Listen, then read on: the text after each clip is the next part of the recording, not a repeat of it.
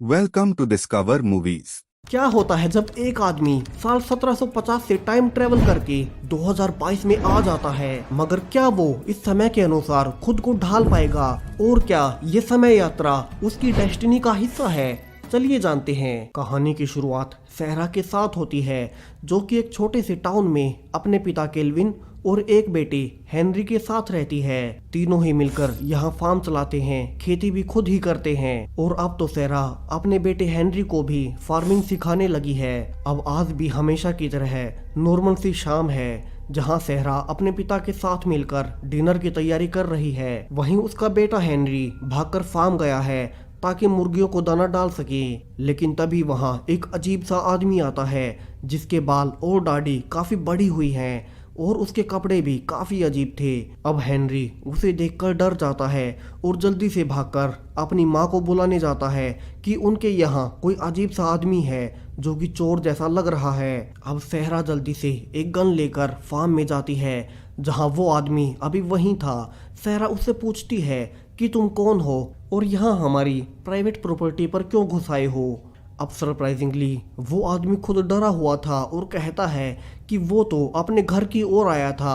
अब उसकी बातों से ऐसा लग रहा था कि जैसे उसे कुछ भी याद ना हो, तो सहरा जल्दी से लाइट ऑन कर देती है, लेकिन लाइट के ऑन होते ही वो आदमी डर जाता है और सहरा को कहता है कि क्या तुम कोई चुड़ैल हो और ये क्या चीज है जिसे तुमने अपने जादू से जलाया है? अब इस आदमी को लाइट तक के बारे में नहीं पता था। इसके अलावा वो सहरा से कहता है कि तुमने पैंट क्यों पहन रखी है, क्या तुम खुद को मर्द समझती हो? अब सहरा को लगने लगता है कि ये जरूर कोई पागल है या इसके सिर में कोई चोट लगी है। वो जल्दी से अपने पिता केल्विन को बुलाती है, जहाँ वे उस आदमी को खाना खिलाते हैं और सहरा उसके सिर को सेकने लगती है, ये सोचते हुए कि शायद से इसके सिर पर कोई चोट लगी है जिसकी वजह से इसे कुछ याद नहीं है और ये आदमी इतनी अजीब बातें कर रहा है। और यहाँ फाइनली उस आदमी को अपना नाम याद आ गया था और वो खुद का नाम रिप बताता है। सहरा खुश थी कि इसे कुछ तो याद आया, हालांकि रिप को अभी तक ये याद नहीं था कि वो यहाँ पर कैसे आ गया। अब सहरा यहाँ से अपने एक दोस्त जो कि पुलिसमैन है टेडी, उसे बुलाती है और कहती है कि ये रिप है जिसकी याददाश्त चली गई है, तो क्या वे रिप के फिंगरप्रिंट से उसका एड्रेस निकाल सकते हैं? यहाँ टेडी सहरा को बहुत पसंद करता है, मगर सहरा उसे सिर्फ एक अच्छा दोस्त मानती है। यहाँ अब इस बार भी रिप पुलिस कार को देखकर डर जाता है कि ये गाड़ी बिना घोड़ों के कैसे चल रही है। अब टेडी रिप को पुलिस स्टेशन ले जाता है और उसके फिंगरप्रिंट से डाटा चेक करने लगता है, लेकिन सरप्राइजिंगली रिक का पूरे सिस्टम में कोई डाटा ही नहीं था, यानी कि वो सरकारी रिकॉर्ड्स में एग्जिस्ट ही नहीं करता। टेडी समझ नहीं पा रहा था कि ऐसा कैसे हो सकता है। यहाँ से टेडी रिप को हॉस्पिटल भी ले जाता है, जहाँ चेकअप के बाद डॉक्टर बताती है कि रिप के सर पर कोई चोट नहीं है और उसकी मेमोरी में भी कोई प्रॉब्लम नहीं है। अब टेडी समझ नहीं पा रहा था कि रिप का क्या किया जाए, तो वो रिप को रात को उसी हॉस्पिटल में छोड़ देता है, लेकिन पहले की तरह रिप को हॉस्पिटल उसके उपकरण काफी ही अजीब लग रहे थे जिन्हें रिप ने कभी नहीं देखा था और वो इनसे डर जाता है और सुबह होते होते हॉस्पिटल से भागकर वापस से सहरा के घर आ जाता है। रिप यहाँ सहरा से कहता है कि उसे कुछ भी समझ नहीं आ रहा है कि उसके साथ ये क्या हो रहा है और वो अचानक से किस दुनिया में आ गया है, मगर वो यहाँ से नहीं जाना चाहता। तो सहरा रिप को वहीं रहने की इजाजत दे देती है और खाना देती है। वहीं टेडी भी रिप को ढूंढते हुए वहां आ गया था और वो सहरा को बताता है कि रिप का कोई भी रिकॉर्ड मौजूद नहीं है, तो क्या पता वो कोई टेररिस्ट हो। मगर सहरा कहती है कि उसे रिप एक अच्छा आदमी लगता है और जब तक उसकी याददाश्त वापस नहीं आ जाती वो यहीं रहेगा। अब रिप कहता है कि उसे याद है कि अमेरिका की ओर से वो एक वॉर लड़ चुका है। वहीं सहरा के नेबर्स में एक ऐसा ही आदमी था जो कि वॉर के टाइम गायब हो गया था। तो सहरा और केल्विन मिलकर रिप के बाल और दाढ़ी कटवा देते हैं, मगर रिप उस आदमी से कहीं अलग था। अब रिप फार्म पर काफ़ी अच्छे से काम करने लगता है, जिसके बाद सारा डिसाइड करती है कि जब तक रिप की याददाश्त वापस नहीं आ जाती वे उसे अपने फार्म पर काम दे देंगे। यहाँ से वे रिप को फार्म में ही बने एक छोटे से कैबिन में ले जाते हैं जहाँ वो रह सकता है। मगर यहाँ एक अजीब घटना घटती है। रिप उस कैबिन को देखकर कहता है कि ये तो उसी का असली घर है, मगर सहरा कहती है कि ये कैबिन हमेशा से उसके फार्म का ही हिस्सा है। वे अंदर भी जाते हैं जहां रिप कहता है कि इसके अंदर का सामान अब बदल चुका है, मगर कैबिन की लकड़ियों पर रिप दिखाता है कि वहां रोमन नंबर्स में कुछ संख्याएं लिखी हुई हैं। और रिप के अनुसार जब वो 8 साल का था उसने अपनी जन्म तारीख और नाम के कुछ अक्षर इस पिलर पर लिख दिए थे जो कि अभी भी यही मौजूद हैं। सहरा यहाँ हैरान थी क्योंकि ये नाम और ये तारीख इस कैबिन में सालों पहले से हैं, जब से उसके पिता पैदा भी नहीं हुए थे।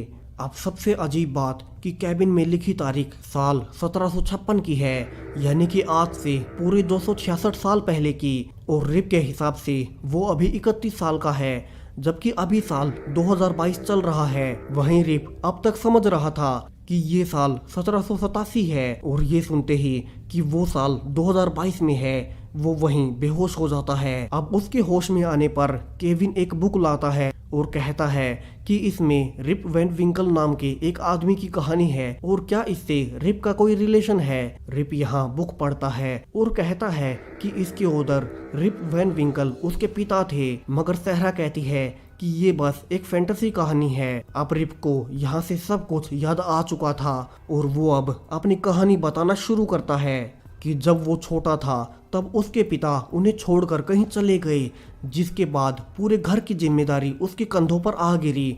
वक्त के साथ उसकी माँ की भी मौत हो गई और रिप ने अपनी बहन की शादी कर दी।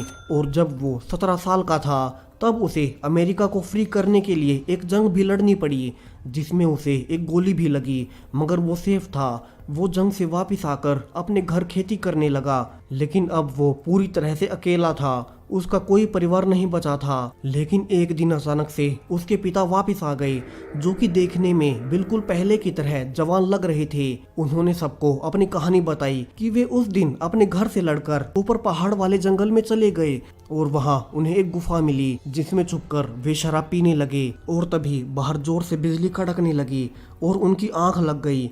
और अब जब उनकी आंख खुली है तो उन्होंने पाया कि बाहर 20 साल से ज्यादा का समय बीत चुका है। अब गांव में कोई भी उनकी बातों का भरोसा नहीं करता, यहाँ तक कि खुद रिप को भी उनकी बातों पर भरोसा नहीं था। मगर फिर भी वो ऊपर पहाड़ों में जंगल में चला जाता है और सरप्राइजिंगली उसे वहीं गुफा मिल भी जाती है, और ये बिल्कुल वैसी ही थी जैसे उसके पिता ने उसे बताई थी। लेकिन तभी वहां जोर से बारिश आने लगती है, जिसके बाद वो केव में ही छुप जाता है। और जब वो वहां से बाहर निकला तब उसने पाया कि बाहर अब सब कुछ बदल चुका है। और उसी रात वो भटकते हुए हेनरी को भी मिला था। यहाँ रिप ये भी बताता है कि उस गुफा से निकलने के बाद उसे ज्यादा कुछ याद नहीं था, मगर अब उसे सब कुछ याद आ गया है, यानी कि वो गुफा एक टाइम पोर्टल है। और रिप उस गुफा से टाइम ट्रेवल करके साल 1787 से 2022 में आ गया है। लेकिन अभी भी सहरा को रिप की बातों पर यकीन नहीं था, तो वो डिसाइड करती है कि वो जल्दी ही मेन सिटी जाकर रिप के कुछ और मेडिकल टेस्ट करवाएगी। वहीं अब तक रिप की सहरा और उसकी फैमिली से काफी अच्छी बॉन्डिंग हो चुकी थी। रिप यहाँ हेनरी की भी मदद करता है, जिसे कि उसके स्कूल में कुछ बच्चे परेशान करते हैं, तो रिप उसे सेल्फ डिफेंस सिखाता है, जो कि उसने अपने समय में सीखा था। वहीं हेनरी, जिसे हमेशा से अपने पिता की कमी महसूस होती है, वो रिप के साथ काफी खुश था और सहरा भी ये नोटिस करती है। वहीं सहरा खुद भी रिप की ओर आकर्षित होने लगी है। अब रिप की उगाई गई फसलें काफी अच्छी पैदा हुई थी और रिप इन्हें बेचने में भी सहरा की मदद करता है। अब कुछ दिन बाद सहरा को डॉक्टर की अपॉइंटमेंट मिल गई थी और सहरा रिप को लेकर न्यूयॉर्क पहुंचती है, जहां की बड़ी बड़ी इमारतें देखकर रिप को अपनी आंखों पर भरोसा नहीं हो रहा था कि इंसान इन्हें कैसे बना पाते हैं, जबकि उसके समय में वे छोटे से मकानों को बनाने में कितना समय लगाते थे। वहीं अब डॉक्टर रिप की बॉडी स्कैन करते हैं और हिप्नोटाइज भी करते हैं, मगर रिप अभी भी वही कहानी बता रहा था। वहीं बॉडी स्कैन में डॉक्टर्स को रिप की टांग में एक गोली भी मिलती है, जिसे कि रिप बताता है कि ये उसे उसी वॉर के दौरान लगी थी। और जांच में वे पाते हैं कि वो सच कह रहा है और ये गोली साल 1700 के आसपास की बनी हुई है। यहाँ से सहरा रिप को लेकर एक फिजिक्स प्रोफेसर के पास भी जाती है, जो कि उनकी कहानी सुनकर अपनी एक थ्योरी देता है कि जिस केव के बारे में रिप बता रहा है उस केव के आसपास जब भी बारिश या तूफान आता है तो शायद वहाँ के कुछ एलिमेंट्स आपस में रिएक्शन करने लगते हैं और वहाँ किसी प्रकार का वर्म होल बन जाता है जो कि समय को प्रभावित करता है। और शायद से रिप उसी से गलती से समय यात्रा करके 2022 में आ गया है। अब सहरा समझ चुकी थी कि रिप सच में पास्ट से है और वो उसी केव के जरिए जब वहाँ बारिश हो रही हो तब फिर से पास्ट में अपने समय में जा सकता है। रिप सहरा को थैंक्स बोलता है जो उसने उसकी इतनी मदद की। वहीं सहरा को भी अब तक रिप काफी अच्छा लगने लगा था। यहाँ से वो उसे अपने बारे में बताने लगती है कि हेनरी के पिता ने उससे शादी नहीं की थी और हेनरी के जन्म से पहले ही उनकी मौत हो गई, जिसके बाद वो शहर छोड़कर अपने पिता के साथ टाउन में रहने लगी। मगर जब से वो रिप से मिली है उसे वो काफी अच्छा लगता है। वहीं अब तो हेनरी को भी अपने पिता की कमी महसूस नहीं होती। वहीं रिप को भी सहरा काफी अच्छी लगती है क्योंकि उसके समय में औरतें आज के जैसे मर्दों के साथ मिलकर काम नहीं करती, मगर रिप को ये पसंद है। अब दोनों पूरी रात बात करते हैं और अगले दिन सहरा उसे बाकी का शहर घुमाती है, जिसके बाद वे वापस से टाउन में आ जाते हैं और पूरे टाउन को एक पार्टी देते हैं।